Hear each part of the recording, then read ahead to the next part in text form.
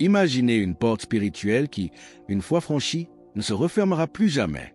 Une date précise, chuchotée dans la prière profonde, ne marque pas la fin du monde, mais le début d'une clarté redoutable.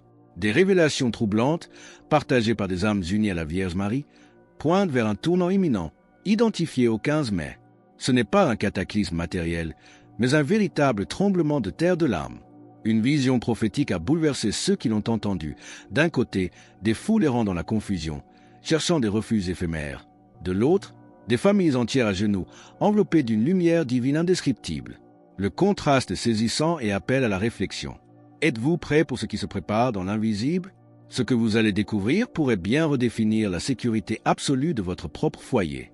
Comme petit merci de nous rejoindre aujourd'hui, nous offrons un moment de bénédiction partagée. Commentez avec le mot « foi » si vous êtes ouvert à recevoir une pensée finale spéciale dédiée à tous ceux qui participent. Et s'il vous plaît, appuyez sur « j'aime » si vous appréciez ces moments. Restez bien avec nous, car au fur et à mesure que notre histoire se déroule, nous découvrirons une perspective sur ces événements célestes qui pourraient vraiment vous surprendre et transformer vos angoisses en une paix inébranlable. Le message céleste est d'une urgence absolue. Cette préparation n'a rien à voir avec les angoisses humaines. On ne nous demande pas de construire des abris ou d'amasser des provisions. La Vierge nous supplie de préparer nos âmes. Ce qui vous protégera lorsque cette porte s'ouvrira, ce n'est pas l'épaisseur de vos murs. C'est l'état de votre cœur, la pureté de votre foi et la profondeur de votre conversion. L'Évangile nous éclaire, Matthieu 6h21, « Car là où est ton trésor, là aussi sera ton cœur. » Si votre trésor est la paix avec Dieu, aucune tempête ne pourra vous ébranler. Le refuge le plus sûr sur terre n'est pas une forteresse physique, mais un état spirituel abandonné à la grâce. C'est la confession sincère et le chapelet murmuré en famille. Les témoins de ces visions ont pleuré face à la douleur de notre Mère céleste observant notre tiédeur, mais ils ont aussi vu sa joie devant ceux qui prient. La séparation entre la lumière et les ténèbres s'opère déjà en nous. Pourtant, ce moment de vérité n'arrivera pas sans de sérieuses alertes. Des signes précis se manifestent déjà activement, s'infiltrant doucement dans nos foyers. Quels sont ces signes que tant de gens ignorent? Le premier signe qui précède ce moment charnière ne se trouve pas dans les bouleversements géopolitiques majeurs. Non, le premier signe est la division, et elle s'infiltre silencieusement là où elle fait le plus mal, au cœur même de nos foyers. Ce n'est pas la division politique observable aux informations, mais une fracture bien plus intime et douloureuse. C'est le frère qui s'élève contre son frère, le père et le fils qui ne se parlent plus, les mariages qui se brisent pour des raisons futiles. En vérité, ces ruptures soudaines sont le fruit amer d'une distance spirituelle qui s'est creusée insidieusement au fil des années. Regardez autour de vous. Ne voyez-vous pas ces familles fragmentées, ces liens sacrés qui se déchirent sous le poids de l'orgueil?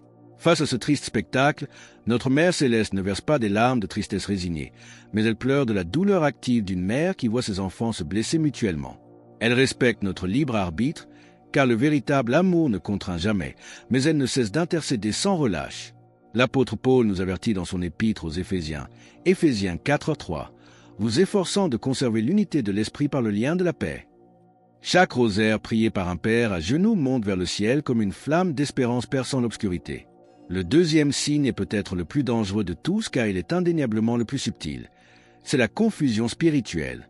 C'est l'état d'âme tragique de ceux qui continuent d'aller à la messe par routine, qui récitent leurs prières et se disent catholiques, mais qui, intérieurement, sont complètement vides.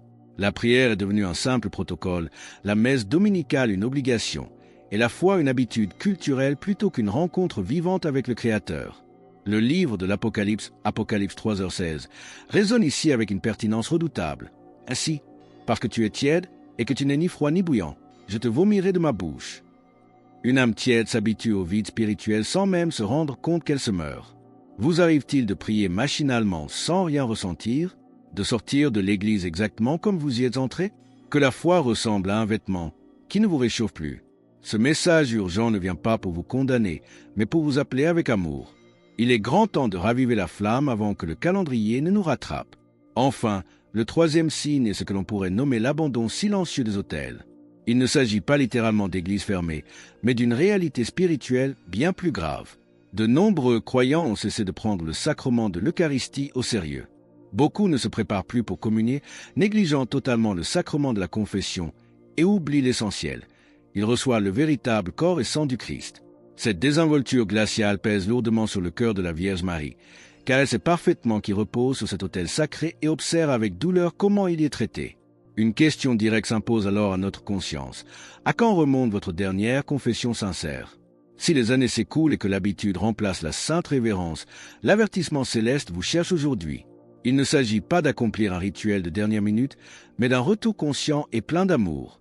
Le message céleste est clair. La perfection n'est pas exigée en cette heure cruciale. La Vierge Marie ne réclame pas une existence sans faille, car elle connaît nos fragilités. Ce qu'elle demande avec ferveur, c'est la sincérité absolue du cœur. Elle nous implore de regarder nos erreurs en face, de reconnaître ce qui pèse sur notre conscience, pour la porter au sacrement de la réconciliation avec humilité. Il nous est assuré qu'elle se tient présente lors de ces moments de vérité, intercédant pour chaque âme qui s'approche du confessionnal. Le psaume 51, 17, l'affirme. Le sacrifice qui plaît à Dieu, c'est un esprit brisé. Tu ne repousses pas, ô Dieu, un cœur brisé et broyé. Cette réalité est d'une urgence brûlante qui transforme l'âme et nous prépare à l'inévitable. Mais que se passera-t-il exactement lors de ce jour spécifique du 15 mai? Au cours d'une prière profonde, une vision a été accordée, une contemplation du monde vu d'en haut. Superposée à l'agitation frénétique de notre quotidien, une autre réalité est apparue, invisible et coexistant avec la nôtre. Dans cette dimension cachée, des forces spirituelles d'une intensité inouïe se déploient. Le message prophétique avertit qu'un moment approche où ces deux mondes vont se rapprocher de manière inédite. Il ne s'agit ni d'un scénario apocalyptique ni d'une fusion chaotique, mais d'un amincissement extraordinaire du voile séparant notre monde de l'éternité. Pendant cet instant, ce voile deviendra temporairement transparent. Dans cette clarté soudaine, chaque âme ressentira avec une intensité décuplée la véritable nature de son essence.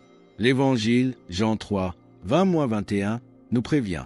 Quiconque fait le mal est la lumière, mais celui qui agit selon la vérité vient à la lumière. Celui qui vit dans la lumière divine sera inondé d'une clarté réconfortante.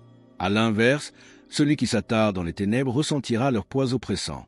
Ce phénomène n'est pas une punition, mais une révélation permise par Dieu afin qu'aucun humain ne manque l'occasion de choisir. Il a donc été conseillé d'éviter les lieux de grande agitation. Non par crainte d'un danger physique, mais parce que le tumulte étouffe la perception intérieure indispensable. Il est recommandé de rester dans le recueillement de son foyer, en famille, et de se plonger dans la prière ardente, particulièrement à midi et à minuit, sommet d'intensité spirituelle. Ce n'est pas une superstition, mais une logique profonde. L'ouverture de l'âme sera sans précédent, et nos actions auront des répercussions éternelles. Il y a une souffrance silencieuse qui habite le cœur de nombreux parents et grands-parents. Ce sont ces mères courageuses qui prient depuis des décennies pour un enfant qui s'est éloigné de l'Église, ces pères qui voient leur fils ou leur fille se perdre dans les illusions du monde. À vous qui portez ce fardeau invisible, une parole de réconfort a été prononcée avec tendresse. Ne désespérez jamais et ne cessez pas de prier. Le cœur formé dans la foi durant sa jeunesse, même s'il semble égaré, garde en lui une graine divine impérissable. Le livre des Proverbes, Proverbes 22h6, nous le rappelle, instruis l'enfant selon la voie qu'il doit suivre. Et quand il sera vieux, il ne s'en détournera pas. Vos larmes ne tombent pas dans le vide. Chaque supplication murmurée dans la nuit est une prière que notre Mère Céleste recueille pour la présenter à son Fils. Si ce message résonne profondément en vous et que vous vous sentez poussé à affirmer votre foi en cet instant, partagez Amen dans les commentaires ci-dessous. Le jour dont nous parlons pourrait être l'instant de grâce où ces graines dormantes vont éclore. Cependant, une mise en garde très sérieuse a été délivrée. Il a été révélé que certaines personnes utilisent le saint nom de la Vierge pour effrayer les foules ou vendre de fausses promesses. Ils inventent des messages terrifiants pour profiter de l'angoisse des âmes fragiles. C'est une immense douleur pour le cœur d'une mère de voir son nom utilisé pour terroriser ses enfants. L'objectif véritable de tout message céleste est à l'opposé. Il mène doucement mais fermement à la conversion sincère, à la paix, à la prière et à la réconciliation. Si un discours vous éloigne de la paix du Christ pour vous plonger dans une panique stérile, détournez-vous-en. Le véritable appel du ciel ne cherche pas à provoquer une course frénétique, mais un retour confiant vers les sacrements. C'est dans cet esprit de purification qu'un appel insistant au jeûne a été renouvelé. Il ne s'agit pas d'une privation physique, mais d'une offrande spirituelle redoutable. Ce jeûne possède une force que nous peinons à comprendre. Il permet de briser des couches de résistance intérieure que la prière seule n'atteint pas. Il fait fondre cet orgueil qui refuse de plier le genou. C'est un acte d'amour par lequel nous déclarons que notre faim de Dieu dépasse nos désirs terrestres. Ce cri retentit aujourd'hui avec l'urgence d'une mère voyant son enfant s'approcher d'un précipice. Mais comment répondre concrètement à ce bouleversement intérieur qui s'annonce et quelles actions sont attendues pour protéger nos maisons? Il y a une vérité profonde et solennelle qu'il nous faut aborder maintenant, une réalité que beaucoup préféreraient ignorer, mais qu'il serait malhonnête de taire. Ce grand moment de basculement spirituel dont nous parlons apporte avec lui ce que l'on pourrait appeler un jugement intérieur. Ce n'est pas le jugement dernier où tout s'achève, mais un instant foudroyant où l'invisible et le visible se frôleront de manière inédite. À cet instant précis, chaque âme contemplera avec une clarté absolue et surnaturelle son propre état spirituel. Ce sera comme se tenir devant un miroir divin qui ne reflète aucune illusion, aucune excuse, aucune justification mondaine. La Vierge Marie désigne cet instant unique comme la grâce de la clarté. Pour l'âme qui vit en paix avec son Créateur, qui a cherché la réconciliation et qui s'efforce de marcher dans la lumière, cet événement sera un moment de consolation indicible, une confirmation céleste et une paix qui surpasse toute intelligence humaine. L'apôtre Paul l'exprime magnifiquement dans sa lettre aux Philippiens, Philippiens 4:7. Et la paix de Dieu, qui surpasse toute intelligence, gardera vos cœurs et vos pensées en Jésus-Christ. Mais pour celui qui s'est éloigné, qui s'est perdu dans les distractions du monde et qui a fui le regard de Dieu, ce sera une expérience d'un inconfort immense et indéfinissable. Une profonde inquiétude jaillira de l'intérieur, un vide béant se fera ressentir au beau milieu de la journée la plus ordinaire. Pourtant, comprenez bien ceci, ce malaise écrasant n'est en aucun cas une punition. C'est l'acte ultime de la miséricorde divine. C'est la voix de Dieu qui murmure à l'âme troublée. As-tu ressenti ce vide? C'est moi qui te manque. Maintenant, tu sais, il est temps de choisir. Pour rejoindre notre communauté et ne manquer aucune histoire inspirante, pensez à cliquer sur « J'aime » et à vous abonner. Dans ce moment de révélation intérieure, personne ne pourra répondre à votre place. Ni votre prêtre, ni votre famille, ni même notre Sainte Mère qui intercède avec tant d'amour mais qui respecte infiniment notre liberté. C'est un face-à-face sacré entre vous et l'Éternel. C'est pour cette raison que l'avertissement résonne aujourd'hui avec une telle urgence. Non pas pour semer la terreur, mais pour éveiller les consciences endormies. Il nous est donné pour que ce jour ne nous prenne pas au dépourvu, comme un voleur dans la nuit. Le temps nous est compté. Ce n'est pas une question d'années, mais d'une préparation immédiate. Ce temps est beaucoup trop précieux pour être gaspillé dans des futilités qui perdront tout leur sens lorsque le voile de l'invisible deviendra transparent. Chaque minute qui passe est une opportunité de grâce, une chance de purifier son cœur avant l'aube de cette nouvelle réalité que personne ne pourra ignorer. Le récit de cette révélation bouleversante s'achève sur une image inattendue et profondément réconfortante. Au terme de sa vision, la Vierge Marie a souri. Ce n'était pas le sourire léger d'une allégresse superficielle, mais le sourire empreint de tendresse et de majesté d'une mère qui connaît déjà la fin glorieuse de l'histoire. Malgré la gravité redoutable des secrets, malgré l'urgence brûlante des avertissements et les larmes amères versées sur l'état spirituel de notre monde moderne, elle continue de croire ardemment en ses enfants. Sans relâche, elle se tient à genoux devant le trône insondable du Père Céleste, implorant pour nous tous plus de temps, plus de miséricorde et une multitude de nouvelles chances pour que chaque brebis égarée puisse enfin retrouver le chemin lumineux du bercail. Ce doux sourire maternel, il vous est personnellement intimement destiné. Peu importe le temps que vous avez passé loin des sacrements vivifiants, peu importe la lourdeur des fautes que vous portez en secret ou la tiédeur qui a pu s'installer dans votre vie de prière, elle est là. Elle vous attend avec une patience infinie et intercède pour que vous ne gaspillez pas cet appel providentiel qui résonne jusqu'à vous aujourd'hui.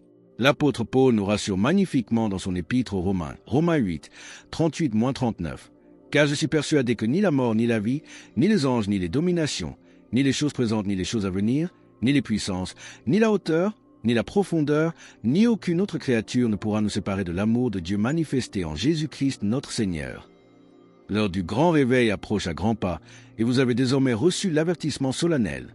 C'est maintenant à vous d'agir avec détermination. Allez à la confession avec un cœur véritablement contrit. Priez le Saint-Rosaire avec ferveur dès aujourd'hui, rassemblez votre famille sous le manteau protecteur de Marie, et prenez l'initiative de pardonner sincèrement à ceux qui vous ont blessés. Offrez ce jeûne salutaire que le ciel demande, restez dans la paix sereine de votre foyer lors de ces jours décisifs et élevez vos âmes en prière fervente à midi et à minuit. Ayez une confiance inébranlable. Le Dieu Tout-Puissant qui a arrêté la course du soleil au jour de Josué pour donner la victoire à son peuple possède la force infinie de protéger miraculeusement votre maison, votre famille et votre ami mortel, pourvu que vous acceptiez humblement de lui ouvrir grand la porte de votre cœur. C'est l'appel ultime de la grâce divine. Ne le laissez surtout pas s'échapper. Alors que nous concluons sur l'importance vitale de se préparer spirituellement aux événements imminents et de purifier nos âmes, nous vous invitons à déclarer votre foi. Commentez. Jésus est roi ci-dessous pour affirmer cette vérité avec nous. Et votre parcours ne doit pas s'arrêter ici. Cliquez sur la vidéo qui apparaît maintenant sur votre écran pour un autre message puissant que nous avons préparé pour vous.